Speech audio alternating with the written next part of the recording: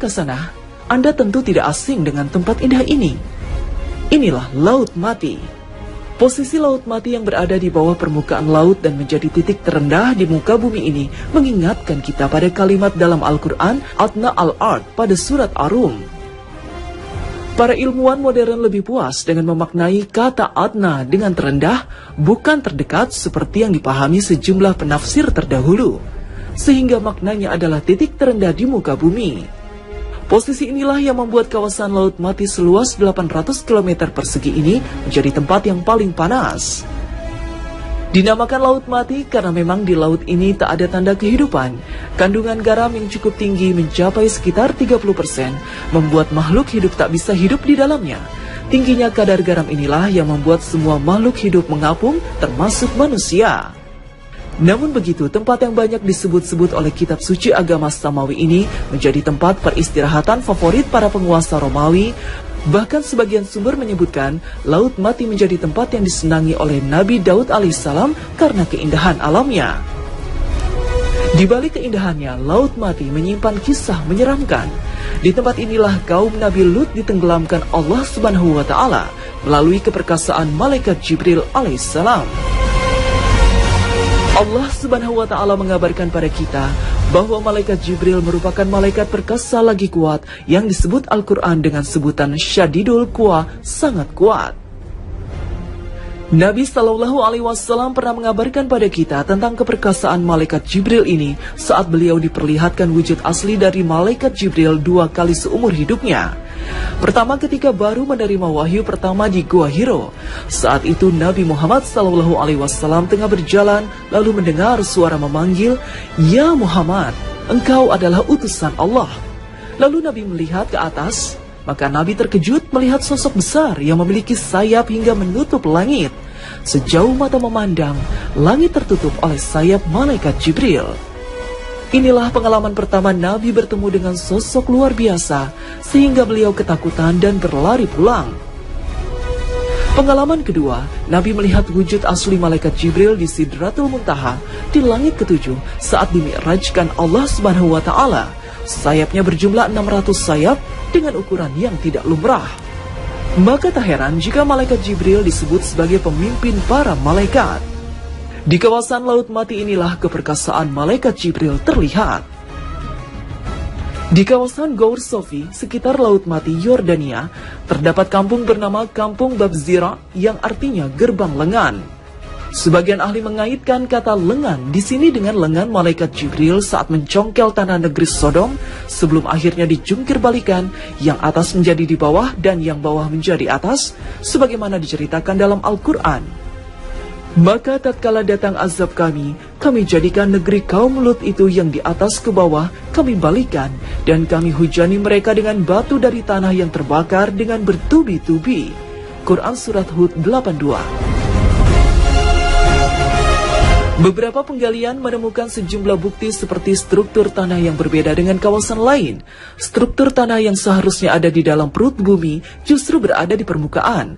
Itu berarti ada sebuah peristiwa yang mengakibatkan tanah ini bisa terbalik. Atas dasar inilah kawasan Babzira atau gerbang lengan ini merupakan daerah negeri Sodom, negeri umat Nabi Lut alaihissalam.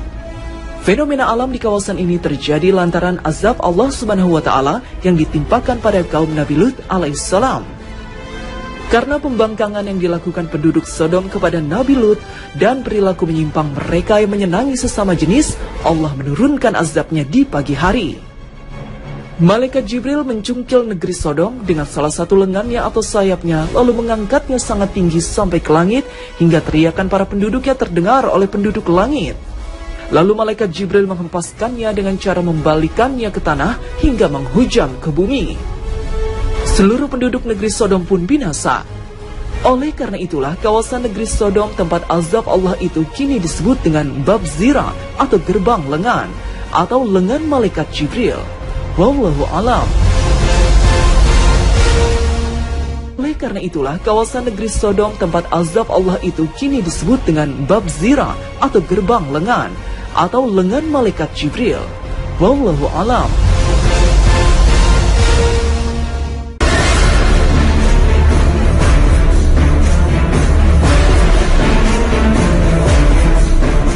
Selesai ke sana. Di kota Manhattan, New York, Amerika Serikat, kita boleh berdecak kagum dengan gedung-gedung pencakar langitnya yang menakjubkan. Tapi pernahkah Anda berpikir siapakah yang pertama-tama memprakarsai gedung-gedung bertingkat di dunia ini? Apakah juga di Amerika? Tentu saja tidak. Gedung-gedung bertingkat ternyata bukan karya zaman modern, tapi justru ditemukan oleh orang-orang purba. Kota inilah yang mengenalkan kota pencakar langit di dunia. Kota Shibam di Hadramaut, Yaman Selatan. Kota seluas 7,7 hektar ini terletak sekitar 12 km dari kota Seyun, sebuah kota madya di provinsi Hadramaut yang banyak menyimpan kekayaan sejarah masa lampau.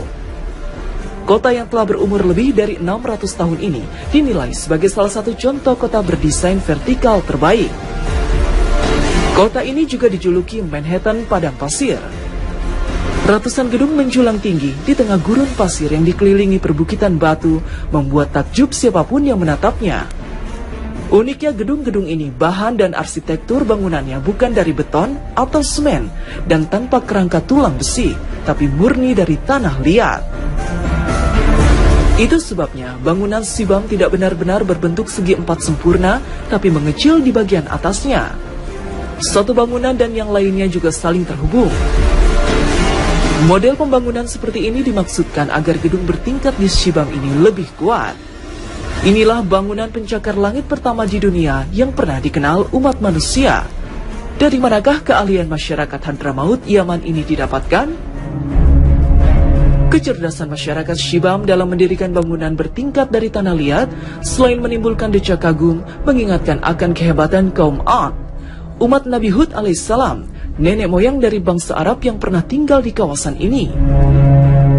Kaum Ad yang hidup pada masa Nabi Hud alaihissalam dikenal memiliki tubuh yang besar dan kuat, serta pandai dalam mendirikan kota yang megah seperti kota Iram. Kota purba yang disebut Al-Quran sebagai kota terhebat yang tidak pernah ada sebelumnya. Apakah kamu tidak memperhatikan bagaimana Tuhanmu berbuat terhadap kaum Ad, yaitu penduduk Iram yang mempunyai bangunan-bangunan yang tinggi, yang belum pernah dibangun suatu kota seperti itu di negeri-negeri lain. Quran Surat Al-Fajr 6-8. Shibam telah menjadi saksi tentang kehebatan masyarakat Yaman dalam membuat bangunan. Sebuah mahakarya dari keahlian turun-temurun yang berasal dari kaum purba, yaitu kaum Ad, umat Nabi Hud alaihissalam. Keahlian inilah yang mengenalkan pada dunia konsep bangunan pencakar langit yang kini diikuti oleh semua bangsa dan negara. Kaum Ad memang telah dibinasakan oleh Allah Subhanahu wa Ta'ala karena telah mendustakan Rasul dan menentang kekuasaan Allah Subhanahu wa Ta'ala. Namun anugerah keahliannya tidak pernah hilang dan tetap abadi, bahkan menginspirasi dunia.